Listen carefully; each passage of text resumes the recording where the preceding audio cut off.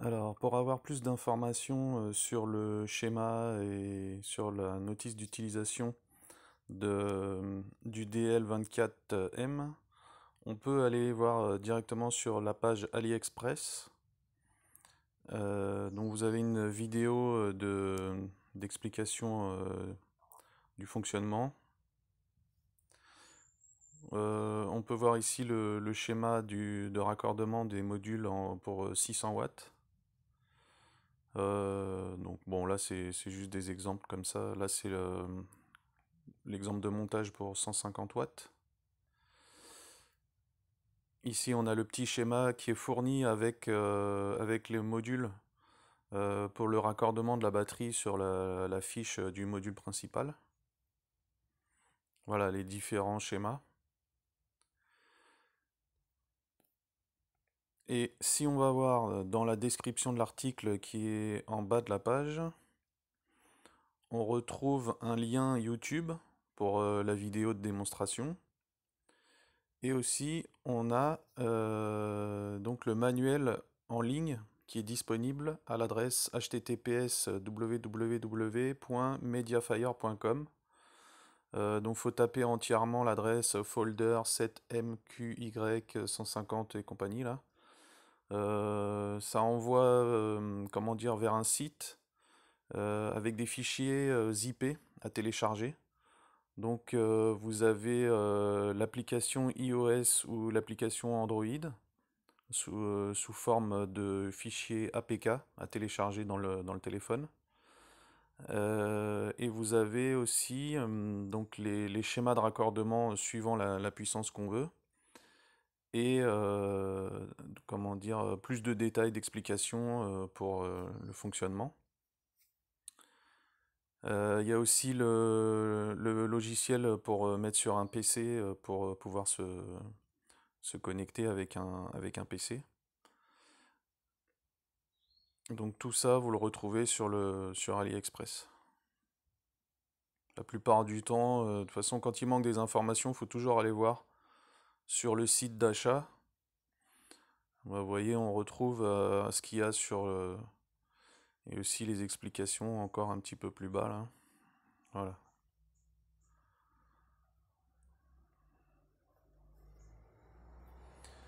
On a aussi l'explication pour se connecter en Bluetooth du coup avec l'application. Donc ça c'est assez facile. Donc une fois que vous avez téléchargé l'application sur votre téléphone, il suffit d'aller l'ouvrir. Alors moi, elle se trouve ici, e-test. Voilà comment elle se présente. Donc, actuellement, elle n'est pas connectée. On voit le petit logo Bluetooth en haut qui est en gris. Donc, je vais allumer mon module. Voilà. Bon, là, ça s'est connecté automatiquement dès que j'ai allumé mon module. On voit que le Bluetooth en haut est passé en bleu. Et si on clique dessus, ça envoie vers une page. Donc moi, la page est blanche. Mais quand on n'est pas encore connecté pour la première fois, ça écrit DLM24, enfin DL24M dans mon cas, hein. On clique dessus et ça se connecte automatiquement. C'est vraiment très rapide, il n'y a rien à faire. On n'a pas besoin d'aller dans les paramètres du téléphone, les paramètres Bluetooth. Donc une fois qu'on est connecté sur l'appli, on a un graphique qui s'affiche en temps réel quand on met une batterie en décharge. On a la tension en jaune, le voltage de la batterie, le courant de décharge, euh, la capacité, la puissance. On peut resetter en appuyant sur le bouton vert reset à droite. Là, on valide.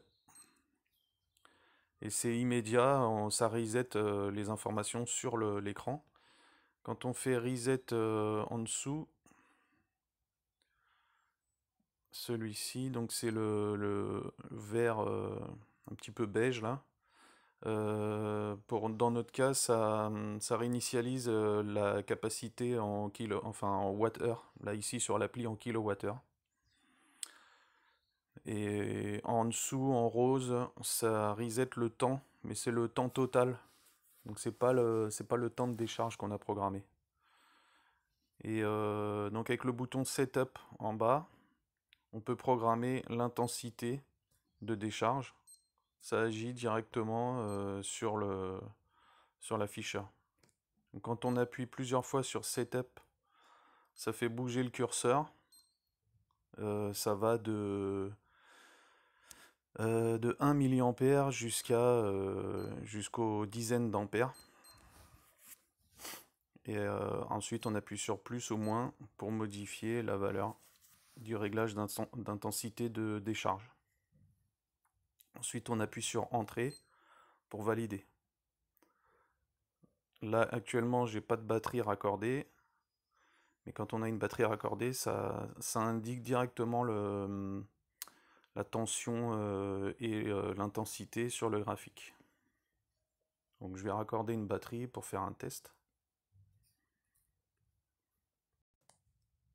Alors là j'ai raccordé un pack LiPo 16S 16 Ah. Actuellement il est à 59,2 volts. Si on retourne sur l'appli, hop, on voit la tension, voltage 59,2 volts.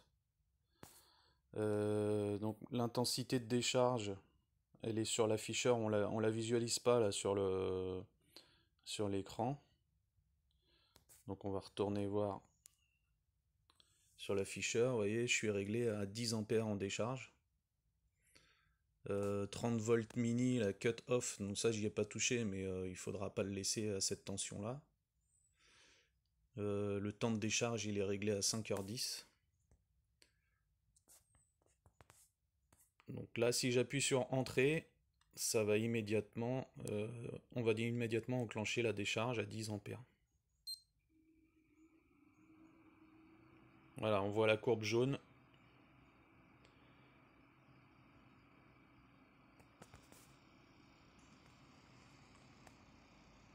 On est à 580 watts. On est quasiment à fond niveau puissance.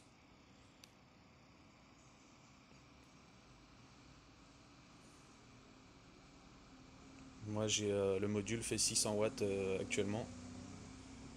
Donc là on est au max. Si on retourne sur l'appli, voilà.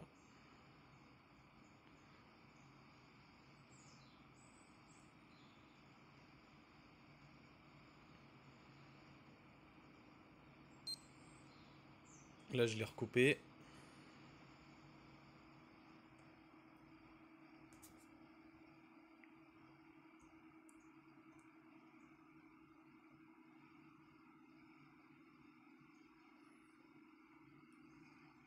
On voit qu'on a déchargé 130 mA, 7,55 Wh. Bon là je l'ai pas fait longtemps parce que j'ai pas envie de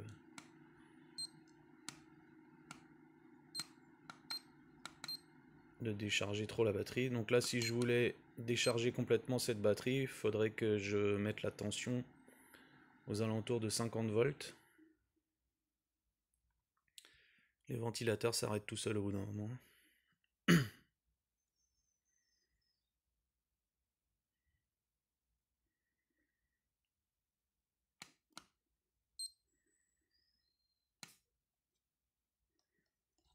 Voilà.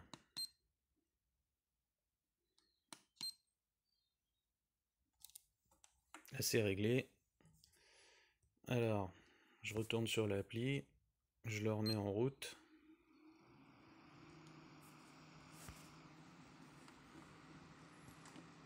Voilà. 580 watts. On voit que ça fait une résistance de 5,8 ohms, 10 ampères constant. Ça décharge assez vite là, à 10 ampères, c'est pas mal. Hein.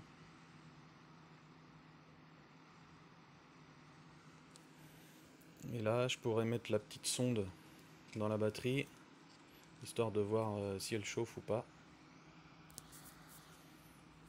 Ce serait dommage de faire flamber la batterie.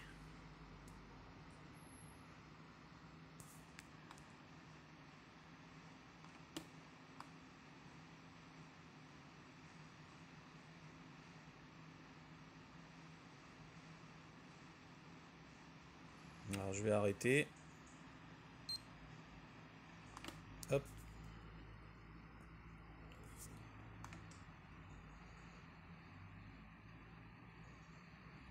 Voilà.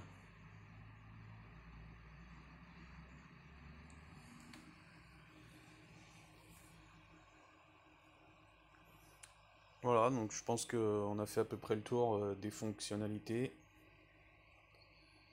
En tout cas, ce système, il est vraiment pratique. Si on veut avoir que le module principal 150 watts, ça suffit pour décharger des batteries.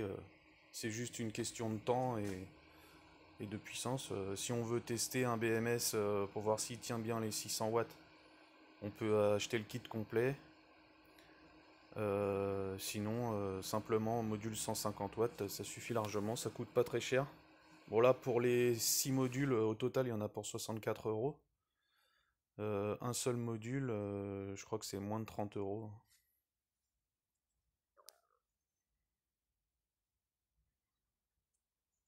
Allez, à bientôt.